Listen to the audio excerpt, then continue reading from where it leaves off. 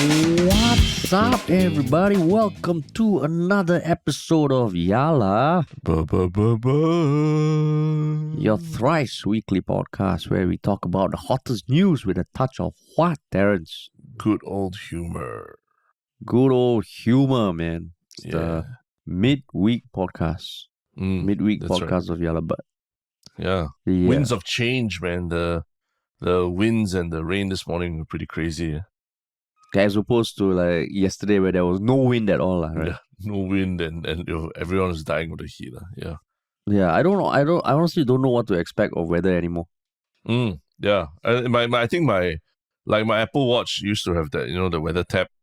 I don't know whether it's a coincidence or what, but recently it just like doesn't show anything anymore. It's almost like it just gave up really. It's like, you know what, this is too difficult to predict. I'm like here's no information for you. Even Apple gave up already. Yeah. And I mean like even today, I woke up with a bit of a headache, and then you were mentioning before this, maybe it's dehydration. I generally drink like a shitload of water, but maybe I need to double my intake of like the shitload of water because I think even my body's confused now. Yeah. It could be an age thing. It's an age thing. Yeah. It's an age thing. Yeah. on the cusp of 40s. Yeah, your body you just become your body just becomes worse at really reading its own signs well, right? Yeah, but then I watched like John Wick last week, and I look at Keanu Reeves, and he's 58? And I'm walao 58. Then last year watched Top Gun Maverick, whatever. But Tom Cruise is like 60. Yeah. And then it feels like there's still a long way to reach that age, but to see them at that level, it's crazy lah. Crazy. Yeah. I mean, don't even talk about movie stars. Even the subject of our first topic, he's 76 years old and he's still doing his thing. Yeah. Wow, 76. Yeah. Donald Trump is 76 years old. Oh my God. I guess sooner or later we have to talk about him lah. Yeah. Sooner or later. And he always knows how to grab the headlines, right? Yeah. There's some bombshell news as we record this on 5th April 2023. But before that, well, what would we like to plug, Terrence? I think as always, we want people to listen to this podcast. If you're new and you came in recently because you read the news about us or you heard what's going on, welcome. And if you like what you are listening to, please tell one other person about it. I recently got word that someone who listens to our podcast, when they were traveling in the US or they went back home to the US to hang out and with family and friends, they actually made some of their friends sit down and listen to Yellow Butt. Oh, is it? Yeah, our voices are streaming across the airwaves, even in continental America, man. Wait, so they met their friends for a meetup, and then at the meetup they played Yellow Butt. No, I don't know where it's at a meetup lah, but I think maybe at a place or staying at a house or maybe over a barbecue or something. I don't know, doing something together, I guess. Yeah. Wow, nice. Helping force our voices into other people's spaces. That's great, exactly. Man. That's fucking great. Yeah. That's the best way to get people to listen to Yellow Butt. Force them to listen to Yellow Butt. Force them to listen. House parties and all, yeah. Yeah, so you can tell people nicely, but another good way is you go to people's houses and just play it. Yeah. Just play it. Don't even give context. Just play it and make it seem like we are there with them, Yeah, slowly, right. like softly introduce us into their brains. Yeah. Nice. Cool. All right. But yeah, we talked about winds of change earlier, right? There's a lot of things going on in continental America, as we mentioned. That has been grabbing headlines everywhere. And this is someone who knows how to grab headlines and grab other things as well. He's none other than the 76-year-old ex-president of the US, Donald Trump. And what has happened to him? Yeah, but before that, you mentioned continental America. Like, why continental America? Just like why the continental preface? No, nothing. Just mentioning that it's on another continent, just to put the idea that people say that it's another continent. Oh, so in case they don't know America's another continent. I don't know. It's just a point of reference. Yeah. It's like you can refer to Singapore as an island. You can say Singapore as a city. You can say Singapore as a country. You can't fault people for saying any one of those, right? Okay, noted. Yeah. What's the point? You're trying to catch me, No, because you and said fix me, is it? you say continental America, and normally what I recall continental America is almost used for like the South America. I don't know. Yeah. I think both Americas are North and South, right?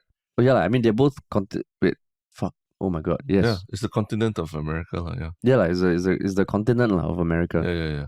So, I mean, I think in this case I was using continent to depict like it's a place that you move to that is very far away and very big lah. That's all. That's why I said continental lah. Yeah. Continental America, because continental America is technically the whole of North America lah, which includes like Canada and shit lah. And probably South America also lah. South America is a different continent lah. Is it a different continent? Yeah, it's a different continent. There's 7 continents. Okay. North America, South America, Europe, Africa, Asia, Australia, Antarctica, I believe. Yeah. So, but yes, okay. Continental America. Yeah. Continental America. So, hey, you're still having headache. This is the first thing that you... I mean, it's part of continental America, like, it's the US. But yes, okay. So essentially on 4th April, Tuesday, the Donald Trump was summoned to the courts in Manhattan, where there were details laid out about the hush money payments made to a porn star, a Playboy model, and a doorman to hide potentially damaging information ahead of his 2016 election. So at the end of it, there were 34 charges, 34 felony counts of falsifying business records. And that happened in a court in Manhattan in front of a grand jury. So there's a bunch of shit that happened in the lead up to this. There's a bunch of shit that's going to happen after this. I think everyone has heard about Donald Trump being indicted. And I mean, even reading through this was like, holy shit, there's a lot lah. Yeah. And I mean, after that, he went back to Mar-a-Lago, his resort in Florida, and gave a press conference where he went all out proclaiming that this is a witch hunt, and apparently announcing that even in the past few days, he has raised $7 million in campaign funding from his supporters because he plans to run in 2024 again. Yeah. So we just wanted to dive in and like just overall wrap our heads around it and talk about the different responses lah. But what made you want to talk about this? I mean, I guess you can't get him out of the headlines, right? It's Donald Trump, and as much as you haven't heard about him as much in the last 2 years, right, or 3 years. Somehow he still manages to stay front and center of media stories and all. And I think the big question here is, how will this indictment, how will Trump's arrest, how will that affect his chances at the 2024 election of being elected?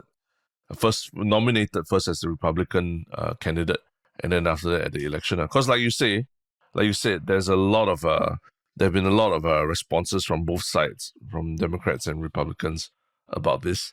Outside the courthouse itself, I think there were a ton of people protesting. 2 rival groups, Trump supporters and anti-Trump people, right? And even when he flew back to Mar-a-Lago and gave his speech, if you watch the video, like it almost felt like 2016 or 2015 all over again. His supporters furiously supporting him and holding up signs and shouting USA, USA, USA as he walks out. And he talks about how he wants to, the only crime he's done is, is defending the country against the people that want to destroy it and all things like that, right?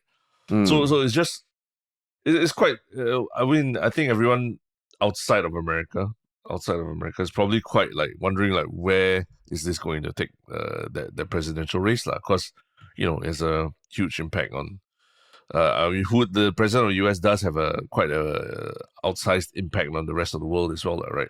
In terms of foreign policy and all. So everyone's kind of watching to see what happens. How about you? Why are you so excited to talk about this? I think because it is, like watching the global politics now and the way shit is happening in the world, right? it really feels like the US is on a decline, lah, right? Just from a layperson point of view, lah, in terms of Yeah. the respect it garners, the fact, the sentiments that people on the ground, even in Singapore, that I look at the US, I'm like, wow, what the hell is happening there? And this one just feels like it's another thing that is capturing the nation. I saw some articles say it captured the nation's attentions. I'm like, fuck, man, why? The fact that this is even a thing is the first time an ex-president has ever been criminally charged in the US. So it just felt like, okay, this is gonna have some sort of impact, be it like in pop culture, in politics, and whatnot, and it just feels so surreal, which reminds me of all the times we used to talk about Trump shit in the US. It always felt surreal. It always felt like, why the fuck is this happening? How did it get here? Does this have anything to do with the policies of the country and like the nation building and shit like that? And in some way, yes, lah, because like what you said, right? Even outside, right, the courthouse, there are two sides of protesters. Feels like on the right, they are carrying on the narrative that he's been persecuted. It's a witch hunt. I know a Republican congresswoman even compared him to Nelson Mandela, saying that, a lot of great people have been jailed before. Hey, So- just like the TikTok CEO, That's right. also compared to Nelson Mandela. Now he can be compared to Trump also. Yeah. Nelson Mandela, rest in peace, but it's probably thinking, hey, fuck, man, don't compare these people to me.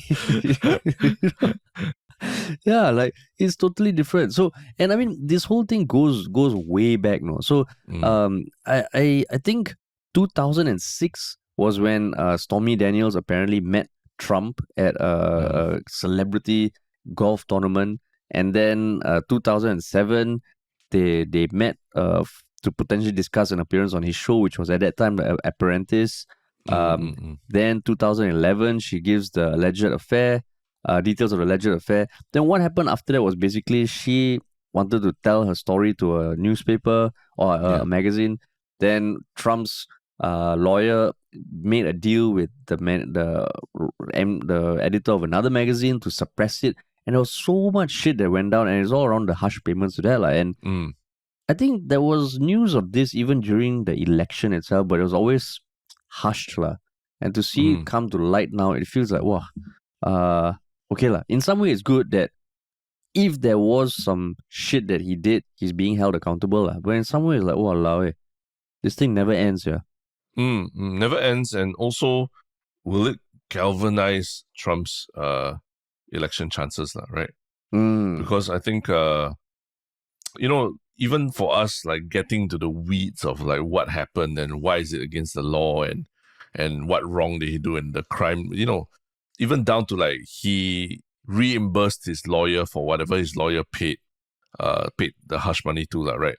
So people, from what I understand, his current legal defense is like, all he did was just pay for legal services. He wasn't paying hush money. The hush money was paid by his ex-lawyer, who is a convicted, he lied in court and he's a perjurer and everything, right? So it's very contentious, and I think it will be. I don't even think that his next appearance in court is that soon. It's like in December or something like that, right? Because they need time to gather evidence, whatever it is, or start, put together the case. But in the meantime, this is more ammunition for Trump to go out and say, hey, I'm being persecuted. This is what happens when they're trying to take me down, and this is why we need to fight to win the election again. So yeah, there could actually have the reverse effect of like galvanizing his supporters, or even like people who are a little bit on the fence about Trump as the Republican nominee. It might push them towards like, okay, he's our guy again. That's the crazy thing. Because like what you said, that Michael Cohen, his lawyer, actually pleaded guilty in 2018 to criminal charges relating to the hush money payments, and he was sentenced to 3 years in prison. So like what you said, right? That could be one narrative, right? Donald Trump can say, yeah, I just paid him. Whatever he does with the money is not my problem. He's been convicted. He was guilty, but I'm not guilty, right? But of course, Trump denies having sex with those women, right, involved. He denies all the everything. sexual relations. Yeah, he denies everything, because there was another person who also came out saying that she had an affair, and Trump allegedly paid the doorman of Trump Towers to stay quiet. So yeah, so there's all these different things that has been going on in the background, lah. But like what you said, because I don't know, man. Like I read one Guardian article also saying Donald Trump has been charged. The swamp is finally being drained. And the person was saying, like Trump for the longest time said he wants to drain the swamp. And now the swamp is being drained, but he's being drained away, lah. And the narrative was almost like, okay, we can finally, he's finally being held accountable. He's finally being charged, and only good can come out of this. Then I was like, I don't know, man. Like I remember reading this sort of narrative whenever some shit was revealed about Trump in the lead up to the election, and then he still won. Yeah. So like in this case, what you said, I can, because even for us trying to get into the weeds, it's not the easiest thing to understand, right? And we are making an effort, lah. Partly because we're interested, but partly because we wanted to talk about it on the show. But for people who maybe don't have that much of an incentive to go into the weeds, if you take it at face value, you listen to Trump, and even at Mar-a-Lago in his press conference, he said certain things like, he has the top 5 quotes from his address that was covered by one article. We have to save our country. Never thought anything like this could happen in America. The only crime that I've committed is to fearlessly defend our nation from those who seek to destroy it. This fake case was brought only to interfere with the upcoming 2024 elections, and it should be dropped immediately. So he's already starting with that narrative, lah. Yeah. I think, and I think one thing to point out also is, I think one of the reasons, I think there are 2 reasons why a lot of times ex-presidents, they're not charged criminally for whatever case that might have occurred in the lead up to them being presidents or while they were being presidents or whatnot, right? One is, I think most ex-presidents sort of slink away into retirement after the job of being president, right? And they sort of give up. They sort of, okay, I lost the election, and they sort of slink into retirement or get $1 million Netflix deals or books and things like that, right? They become like elder statesmen, like minister mentors, kind of, but without any formal role in the government, right? Yeah. Obviously Trump has not done that. He's, if anything, he continued contesting the results of the election. Everyone remembers what happened on January 6th, 2021, when there was the riot at the Capitol Hill, right? Which was sort of partially instigated by Trump's tweets as well, right? And then since then, Trump has just been going on and on about how the election was rigged. He still refuses to move away from that narrative. Even him getting back on Twitter, getting his Twitter account reinstated, everything was in the news. He even sold NFTs. So he's just been in the news, still very up to date and still very active and still speaking out. And if I think finally, announcing that he was running for election again, like even last year, very, very early, but already announcing that he had the intention to do so. So he still remained in the news even after losing the election. And I think the second thing is usually I think it's just also the people who might want to prosecute the ex-presidents for their crimes or alleged crimes or anything. They also realize that it can be taken quite badly in the public eye. It can be seen as weaponizing the justice system to take revenge against a political candidate.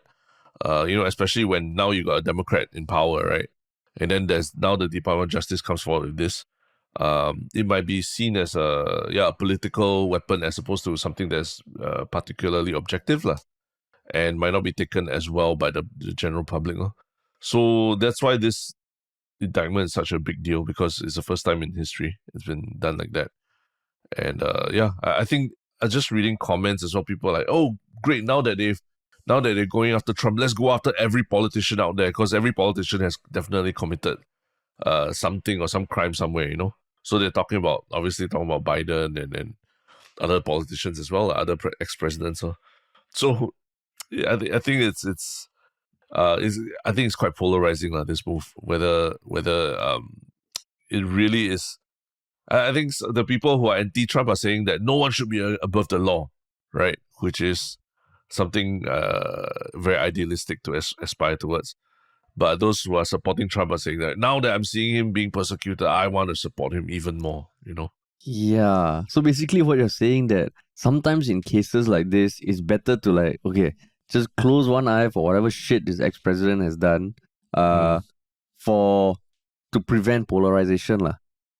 Yeah. I don't know whether close an eye, but can they put together a case that's slam dunkable, right? That is so strong that you cannot deny that it's wrong. Or can it be used, used by someone like Trump, who's the master manipulator of the media, right?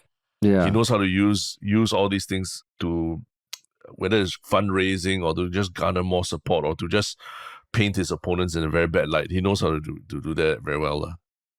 Yeah, because I think that's an interesting thought, lah. Because I think even in our daily lives, our work lives and all, sometimes you want to pick your battles, lah, right? You want to pick your battles, and sometimes do you really want to fight this particular thing, or in the grander scheme of things, okay, it's better to just let that slide, or like what you said, make sure you have a bulletproof case, lah.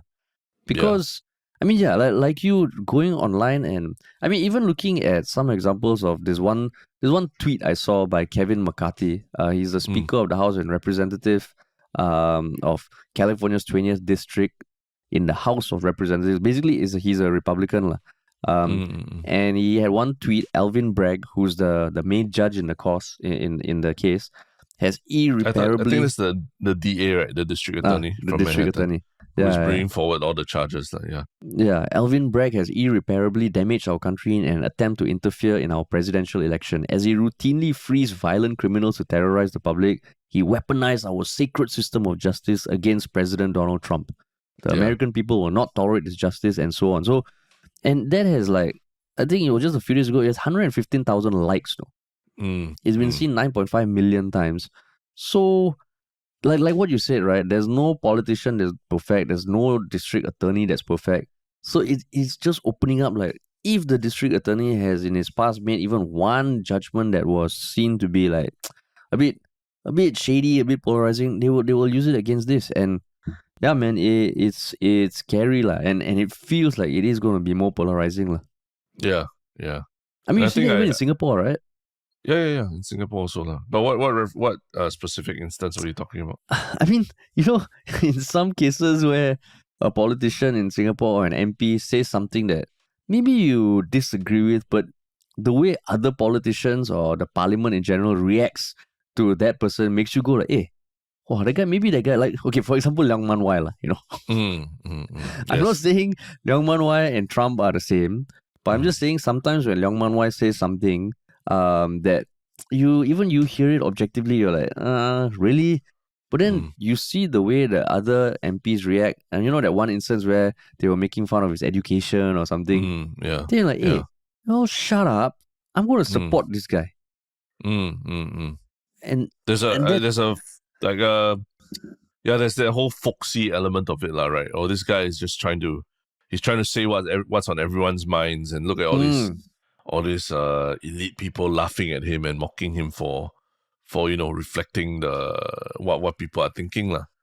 Yeah, exactly. Yeah. Because I mean, it doesn't help also that the whole world is going through tough times, lah, right?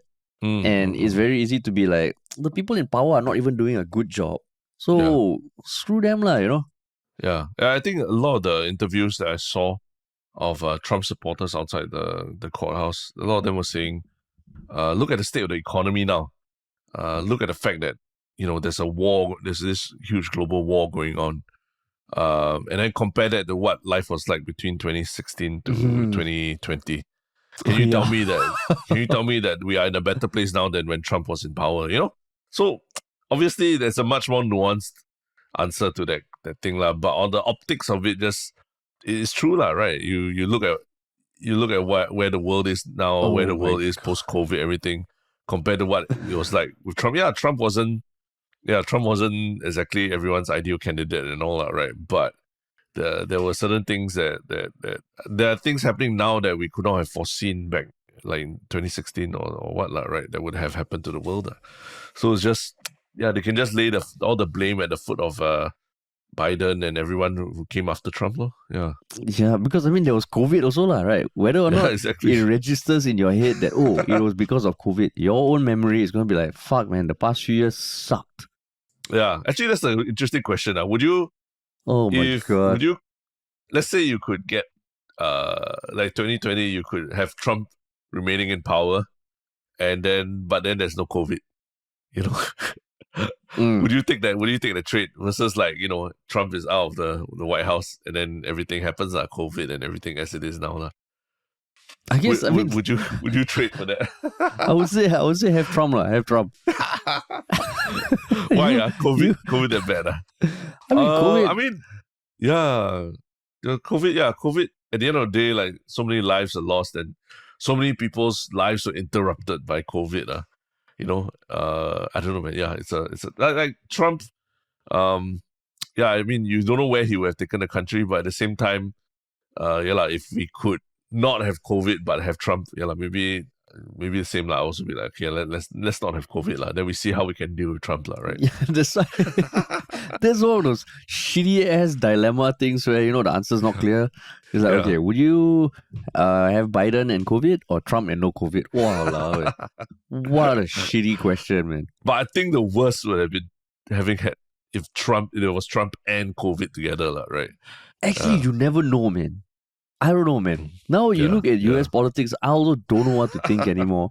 Everything just seems to be getting worse. There was all this talk about once a Democrat becomes president, the shootings and the gun laws and all will be reduced. But holy shit, that's worse. The economy is worse. We just had some banks needing to be bailed out. And you look at it, you're like, oh my God. And of course, not everything is Biden's fault, but just the association, the timing. Yeah, man, this is gonna be a. Yeah, remember Afghanistan also. Yeah, like Afghanistan. How the US withdrew from Afghanistan, yeah. Yeah, that was number 4 in the top 5 quotes by Trump. Yeah, tough one. He said our country is going to hell. It's an insult to our country. The world is already laughing at us for our open borders and the withdrawal of troops from Afghanistan. That one also didn't paint a good picture on the US, right? Yeah, and you think about it, Trump. You know what I mean? At the start of COVID, he was like, "Oh, it's from China. It's the Wuhan virus. It's the Chinese virus, right?" And then now, everyone was like, "Oh, come on, that's like racist and everything to say that. It's not right to say that." And then now, all these years later, they're like, "Yeah, the likelihood of it, the COVID having started in the lab somewhere is very, very high, right? So everyone's like, hey, look, Trump was right, Yeah, that's the crazy world we live in. It's a simulation that we're in. Exactly. So again, it's easy to say, Trump says what people think. It might not be the most palatable. And I mean, this thing is not going to end, man, because this past Tuesday he was arraigned in Manhattan. Then in April 25th, he will go on trial against writer Jean Carroll, who has sued Trump for defamation and sexual assault after he allegedly raped her. In May, there could be potential criminal charges against Trump and his allies for efforts to overturn the 2020 election results. In October, he will go on trial in New York for tax fraud. Then in December, it will be, I think, the next time he appears in court for this case. In January 2024, he'll go on trial again in a civil lawsuit. So it feels like all this is, it's the perfect campaign trail for his running next year. Yeah. Because being criminally charged doesn't preclude you from running for president, apparently. Yeah, it doesn't. Yeah. Holy shit. Yeah. Crazy, sir. That's the America that we live in. I mean, not we live in. That's the America that we have today, right? Yeah, that we have today. Yeah. Man, oh man. Crazy story. But yeah, it's still a developing story. I'm sure there'll be news. And I don't know when we will cover it. We'll probably cover it again when there is a significant amount of things that have happened in between. Yeah. Well, as the American legal system is trying to do, it's cleanup and draining the swamp. Here in Singapore also, we're also doing a lot of cleanup in our coffee shops and our hawker centers, right? with quite interesting quite interesting new behaviors since a new law was introduced. And what is this? What is this interesting statistic that was recently revealed? The statistic that came out of a survey by SMU with 2020 Singapore residents from July to October 2022 was that 78.4% of Singapore residents say they return dirty trays because it's the right thing to do and not because of the fine, not because of the law that was passed, I believe, last year, where they said you could be fined for not returning trays. It was introduced September 1st, 2021.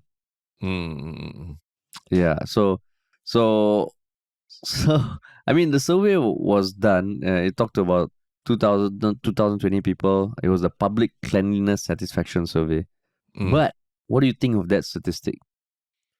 I think it quite accurately reflects what's going on in the ground, right? Like nowadays, you go to coffee shops and hawker centers. There's a lot more activity around the tray return areas. I think last time, every time I saw a tray return area in hawker centers or coffee shops, it always was very empty, right? And usually most of the trays would be cleared by an old uncle, auntie pushing a trolley. Now I see people picking up after themselves a lot more, teaching their kids to do it, and I think it's a positive step, and I'm honestly quite surprised that most Singaporeans have taken to it so quickly, But how about you? Yeah, I mean, I'm not surprised, and also that's why, I think when the law came out, can't remember if we spoke about it. I do feel that most people will return it not because of the law, and I mean, I think, so 78% sounds about right, because not to say that you don't go to hawker centers and still see trays and plates and crockery still there, Yeah. But that's where the fine, I don't know. Do you think people have been fined? Oh, I don't know, man. That's an interesting statistic to pull out. Like, how do they catch these people? Is there someone from NEA who just sits at a coffee shop and waits on people not to return the trays? Undercover agent, just having kopi, just watching that fucker never return his. His plate. We laugh about it, but that's what they do for smokers, right? They literally hang around smoking points and wait for people who smoke outside of the smoking points, and then they catch them, right? Yeah. I mean, the survey also covered other aspects like, public cleanliness. In general, 92% of the respondents were satisfied with the cleanliness of public spaces, which was similar to the year before. Food outlets saw the largest decrease. 82.7% are satisfied. Public toilets, 81% satisfied. Coffee shops, 53% satisfied. Public toilets in hawker centers, 63%.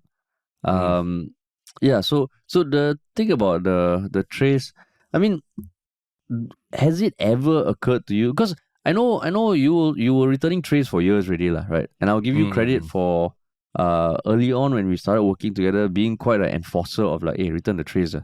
Yes. Right. Yes. But what made you want to return the trays way back? No, it's just a sense of clean up after yourself, and that's something that I think. I mean, maybe from young, I kind of I was taught to do that a bit more, or at least maybe not from young, I think I was very spoiled as a kid, but later as you grow a bit older, I don't know whether it was army or living alone or what. Then you realize that every time there's something left there, someone has to clear it, right? And I mean, if it, especially in a public place, it's only considerate to clear up after yourself, So that's why I think from the start I was thinking of doing it. But I mean, there were so many people who were not doing it, so it almost negated the point of doing it, right? Because a lot of times, I think even when I want to return trays, sometimes the cleaning auntie will be like, no, just leave it, They'll tell you, no, don't bother, just leave it on the table, I clear. Because they rather you just leave it, then they do the clearing and you don't put it somewhere else or mess it up or what, right? Yeah. I think the biggest shift aside from like just having some introspection and reflecting, would be the sight of a lot of these cleaning aunties and uncles, because Mm, they tend to be like old, and you look at them, you're like, oh shit, like why are they having to do this at their age, lah? mm, And I think yeah. that is one big reason. Like, Mm, of course, I would like to think a lot of people are thoughtful and stuff, but I mean, early on, I also think when I came back to Singapore to study, I don't think I used to clean trays, like leave trays that diligently. mm. But as you start to think about more social issues, then you look at these aunties and uncles, and I think that is what much more than the fine, lah. But what about the argument? Like, if you don't let them clear the tray for you, then they'll have no more jobs. Then they'll be retrenched or whatever, and then they don't even have a livelihood anymore. Uh I don't know whether I don't think that's the best argument, lah, because hopefully Mm, they can still find jobs doing other things. That, I mean, the cleaning trays thing, like whenever you look, like there's always this HQ where all the trays are clean, and it's just it just feels like everyone comes here, eat, enjoy their meals and all, and it's just dumped there, lah. So I yeah, don't know. I mean, yeah. I don't know whether there are that many jobs waiting for them that could still help them earn a livelihood, which they need. Mm, But just these sort of jobs, I don't know. Maybe for them it's like, fuck lah. Why people returning the trays so much? I mean, No, you never but know, right? never know. But I think the last 3 years has sort of created a sub job, within coffee shops and all these places. Actually, that is to actually sanitize the tables and chairs a lot more, lah, right? Mm, So if to me, it's like if people clear their own trays, that actually leaves the cleaners and the people who work there more time and more space to sanitize the tables and chairs, lah. Which is I think because of COVID realized that actually that's very important also, lah. So actually, yeah, I think that argument of like, oh, they'll lose their jobs, I think it was probably, it's kind of a bit of a perverse kind of like reverse engineering an answer for why they needed to continue clearing trays, lah. But I think mm. once they didn't have once the bulk of the tray clearing was removed from their responsibilities, they could spend time, sanitizing tables, which in the last 3 years and all, we've realized is much more important. Yeah. Also, you're saying that is a more, yeah lah, like not say their job just gets tweaked lah. The job scope gets tweaked, They right? get tweaked to do things and maybe clean everything more thoroughly as well, right? Which benefits everyone. Yeah. I mean, have you, like, I know the extent of these automated robots is just for, there are some that collect trays, right? Some food courts where you can put trays. I've never seen the robots collecting trays. Have you? I don't know. Like last week, I went to a restaurant where the robots even serve the food, lah. Right? It comes from the kitchen, Yes. Yeah. and so Serve the food. I mean, they bring the tray to you, but you still need to take the tray yourself, lah, right? yeah, it's fucking annoying. Yeah. It's annoying. It's annoying. And then I think my kid, the first time he encountered one of these robots, he went nuts, because it was he thought it was really scary that the robot was, imposing on us and everything. Yeah. So I didn't really appreciate the robot that much. But yeah, I do think that the fact that a lot of these cleaning jobs tend to be taken by or done by older people, right? I mean, I hope that at some point the people in power are not going to realize the power of having old people do jobs to plug at the heartstrings of people, lah. Because we have an elderly population, right? Suddenly there's this entire army of old people that are used to communicate messages that people don't want to hear. Like, GST increase, right? Imagine an old 80-plus-year-old auntie telling you, boy, we need to increase GST. I think most people are like, okay lah, fine, GST, fine. But if it's a younger politician or something, you'll be like, hey, shut up lah, okay? Why does the GST have to increase? Can you imagine if they almost politicize old people or weaponize old people? Weaponized, yeah. Weaponize the silver generation. Aren't you describing like most safety distancing ambassadors? But they're not like old lah, right? Oh yeah, they're not. Yeah. They're not old. I tell you, once they start realizing the power of old people, walao, then anything you don't want, any You're new talking about rule, to tug at the heartstrings of people, yeah, right? which is like one annoying rule that has been imposed recently. You mean in Singapore?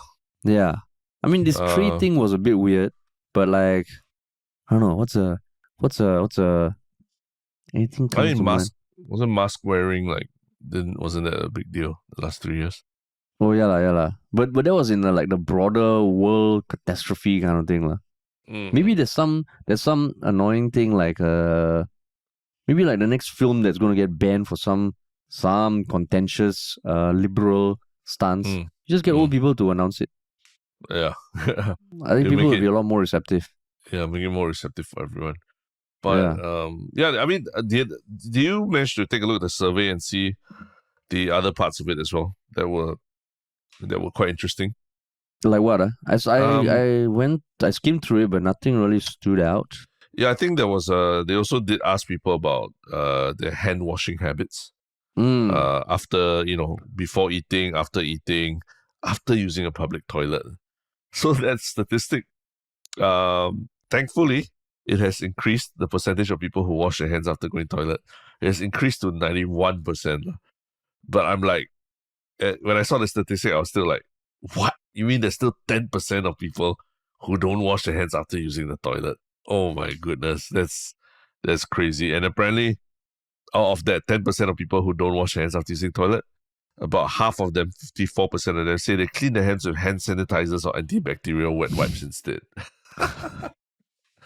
Then I'm thinking, how about that other half? What do they do? Do they even bother to wash? So, that was something I observed when I was traveling, in Korea, like over winter.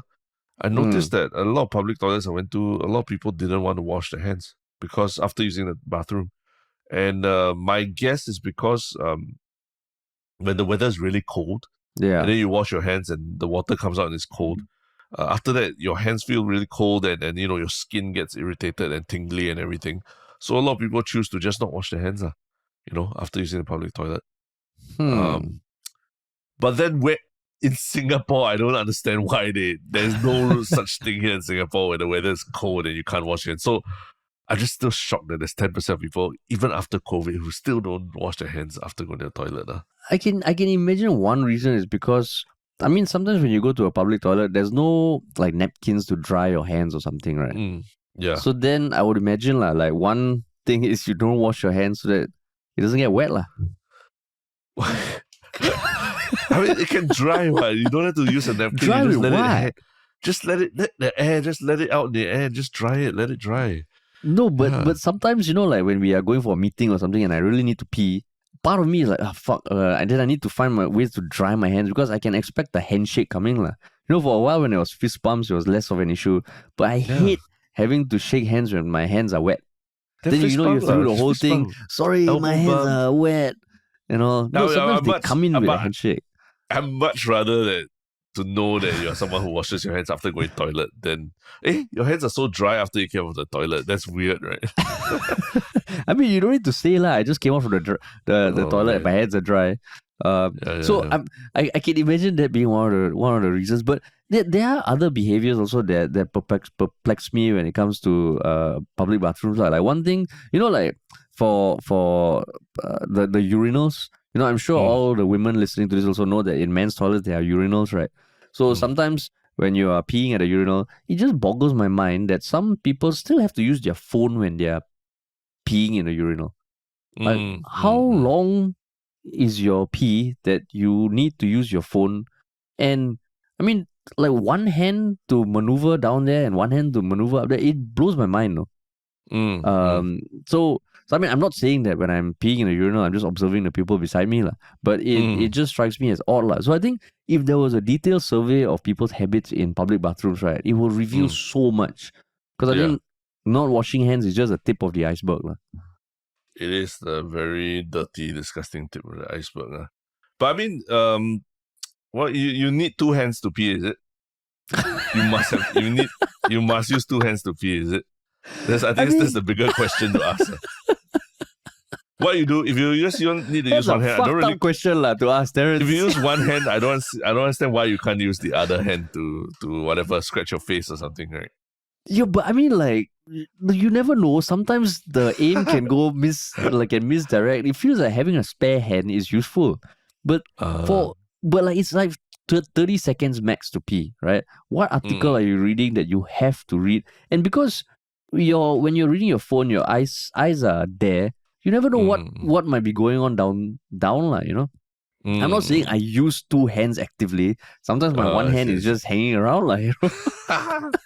Just hanging around, doing what? Looking at other people and trying to shield your eyes from people, observing what they're doing while So they're peeing. if there was a survey question for you, Terence, like how many hands do you need to use to pee? What would your answer be? One or two? Would you check one or two? I would say two lah, because logistically, you like pulling a zip and everything usually requires two hands, lah, right? Yeah, exactly. And then the moment your hand touches the zip, I think you got to wash those hands already, both hands. You can't like not wash both hands, right? Yeah. So based on that, like extrapolating that a bit, the one thing also that I do sometimes think about is like everyone's phone, right? It's fucking gross, lah, probably.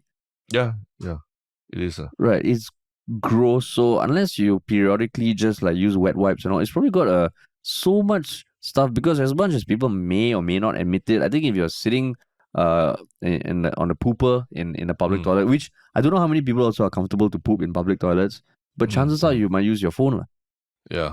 You know? Most likely. Yeah. The phone probably is the most disgusting thing that we have on ourselves at all times. Yeah. Yeah. So I wish the survey went down into deeper details of what exactly happens in the public toilet.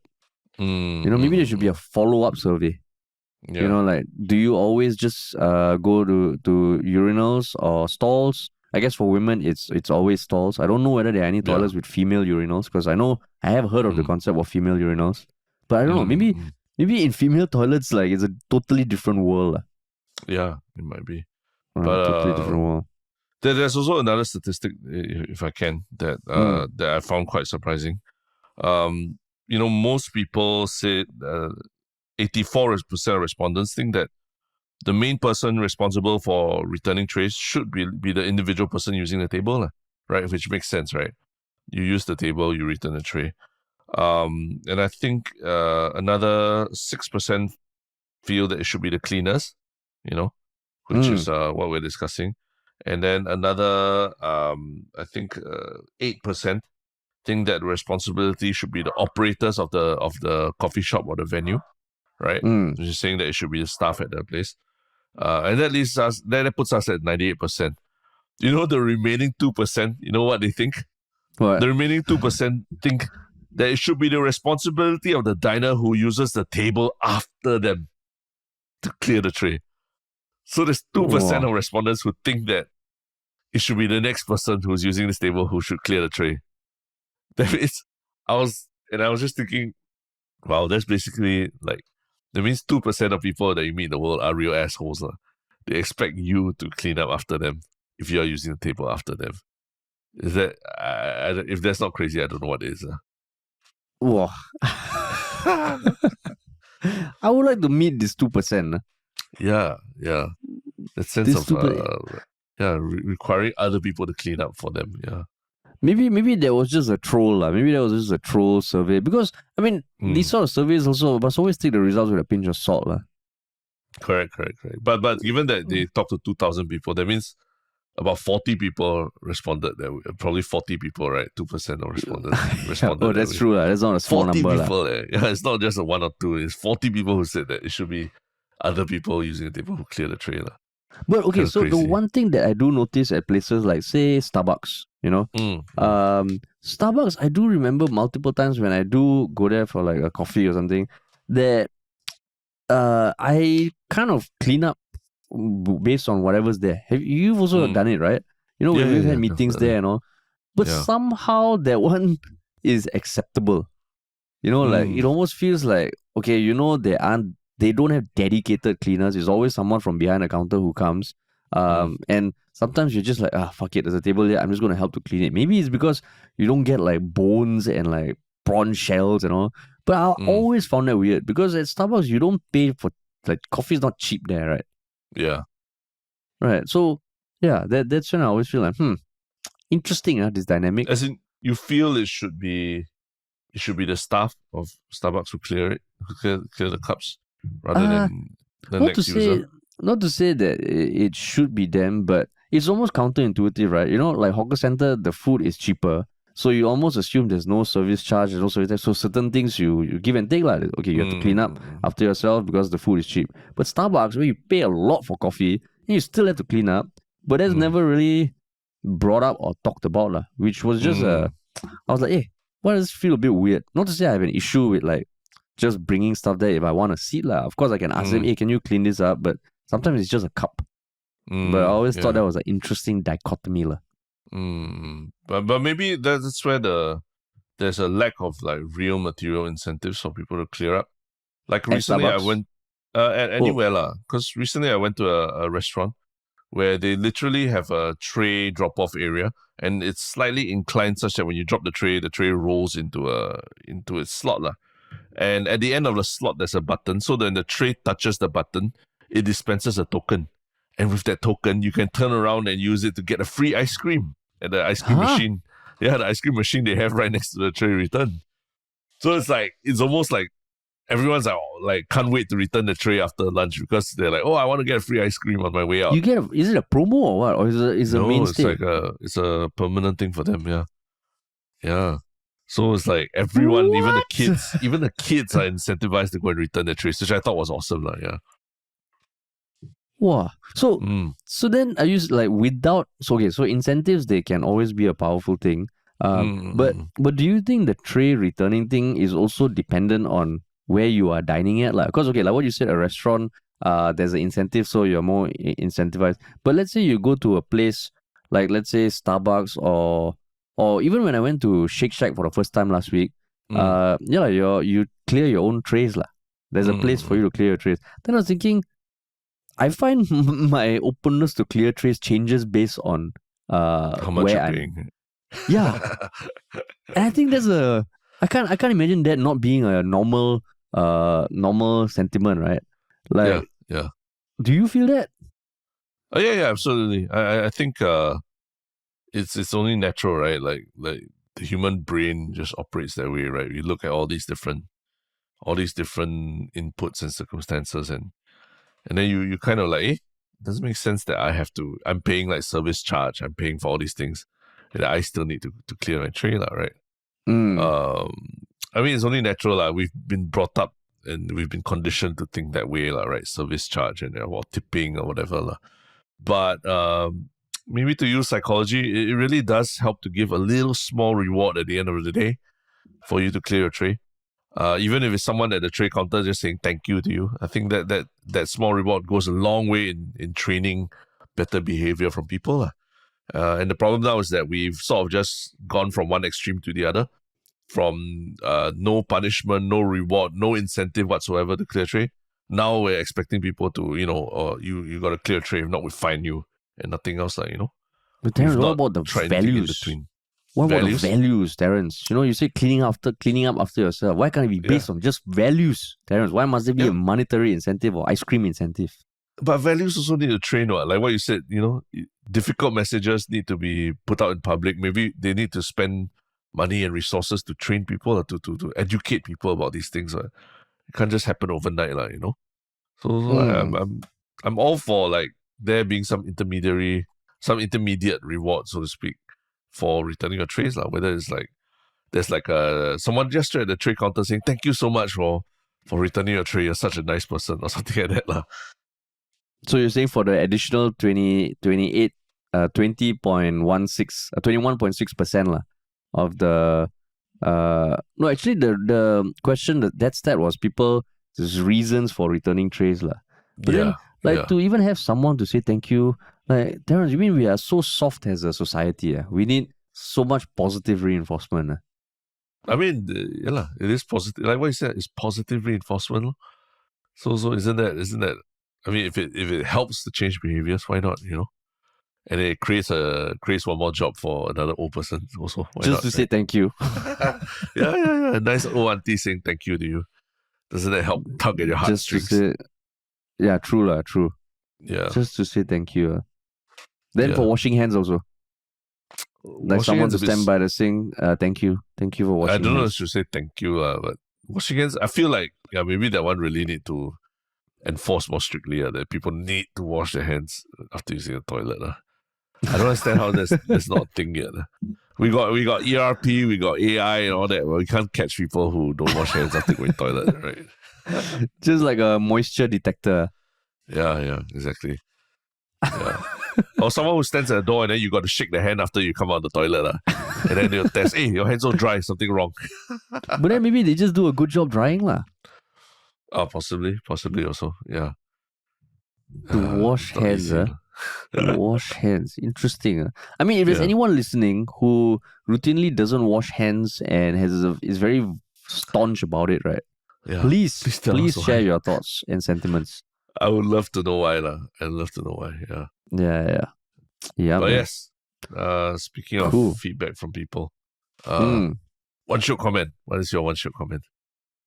My one Shiok comment was, I mean, in response to the podcast we did 382 where we talked about Indonesia losing the FIFA World Cup hosting rights. So there was a comment from Electrical Oil 714 where they said, after hearing this episode, I really feel that not having a Malay or Muslim in the podcast hurts their opinion here. They are really downplaying the atrocities that Israel have caused to the Palestinians over the last 70 years. And they went on to say that there are reports that they have gone out of their way to injure or maim the Palestinian athletes. So, I mean, someone did respond asking for a source, would like to read up on it. But as much as like, I don't fully agree with the comment that, like just because there are atrocities done mean that it needs to still result in the Israelis not being able to compete, because I think then you're generalizing that every Israeli is like that lah. But I do appreciate that they did include some links to certain things that happened in the past, which I just want to read up just for general knowledge lah. So I like it when they post something, someone says, can you share sources? They share it, and I will check out those links lah. Yeah, and I mean that the commenter YDNTCHB did also agree lah that bringing someone with a different perspective would help, but just also want to caution against any generalization of their view, because just having a Muslim on the podcast who shares their views doesn't mean that it's representative of all Muslims lah. Yeah, so I thought, that was a thoughtful exchange, and I will check out those links. And I think I know what your one Shiok comment is going to be lah. Yes, I even said it on the subreddit itself, right? Yeah. It's in response to the last episode 383, where we talked about Singaporeans who wanting an English test for new citizens. And this listener, Hot Garbage Comics, came forward with his long rant saying he hasn't been listening to a podcast for a while, but this topic got me back in. Why is that? Why are you not listening to a podcast for a while? So he ended up also listening to episode 371, which is the infamous, excruciating episode that people thought that we were quarreling. He said, after episode 371, I sided with Terence. And after listening to episode 383 as well, I still side with Terence. So yeah, he gives a very long and interesting breakdown about why he thinks that the English test for new citizens shouldn't be a thing. And his perspective is coming from an Indian national PMET who, is a foreigner in Singapore, but also I believe is married to a local Singaporean Chinese as well, right? So yeah, it's a very, very interesting take on the issue. And I'm not only just saying this because he agrees with me, but because I think he does a very very eloquent breakdown of why he doesn't support the English test. Even going down to what level, what each level of English proficiency sounds like, and whether there's something you want. So do check out the comment. It is a very long, thoughtful thing, but I have one issue with you, Terence. You responded, wow, definitely my one Shiok comment, using the Ministry of Funny Reddit account. Okay? No, but I says me. I signed off as Terence. No, but still, that is mischaracterizing of Ministry of Funny. You want to use your own damn Reddit account, okay, Terence? No. What to do? I have to manage the account. I'm the one responding on it most of the time, regularly, without going on a barrage of answering job messages and disappearing for 3 months. So I have to use the account. Someone has to use the account, right? No, you have your own Reddit account. But I will say, yeah, the comment was very thoughtful. So thanks for that, Hot Garbage Comics, and hopefully you come back to listening to us, lah. Yeah. I think Yeah. he actually does reference a lot of the different points that we make. Even though it got into a very heated argument that was more emotional than it was maybe objective or what. But Yeah. even then, I think he also passed out what we were trying to say and broke it down quite well. Yeah, man. Cool. All right. But cool. And for the one Shiok thing, what is your one Shiok thing, man? One Shiok thing is this past April, obviously April's 1st is April's Fools, right? Mm. And the last time there was the very big trend of big April Fool's pranks that all the tech companies and all these retail companies would do. And I think it's died down a bit in recent years, right? Because generally during COVID, through the Trump years and everything, there just wasn't, people weren't in that kind of mood that much for anything kind of funny from big corporations and all. So you see a lot less of that. But there was still a few things that were going on in Singapore, and a lot of them all revolve around food. So yeah, there's the usual ones like a Durex Happy Meal, for example. So Durex packaged their condoms into what looks like a fake McDonald's Happy Meal. And I think a bunch of others in Singapore were also like some security company saying that they would be starting like I think like almost jetpack surveillance, where the security officers will use jetpacks and cameras to keep watch over Singapore. So all these were done in good spirit, but we all know that they're all fake, right? But the one that I think I was really surprised by was NTUC themselves, NTUC Fair Price. What was it? Coming forward and doing a prank where, or at least releasing the picture of a prank where they said that they would be selling or they'll be offering the 1.8 kilogram packs, giant 1.8 kilogram packs of their house brand potato chips to people at the VivoCity outlet. So they showed pictures of it. The pictures was literally of a child size, and I mean child size in the sense that it's as tall as like a primary school child. A 1.8 kg pack of their house brand potato chips. Which I don't know if you've tried, but I have been actually buying some of these house brand potato chips, and it's quite nice, they're right? very cheap, and then they're nice and they're quite cheap. $1 a pack. So now they offer them as an April Fool's prank in like 1.8 kg sizes and then I think people in the comments were like, haha, great April Fool's prank, but like if this is fake, I'm gonna call you guys out because I'm gonna go down to VivoCity to try and get it. Yeah, but the crazy thing is it was real.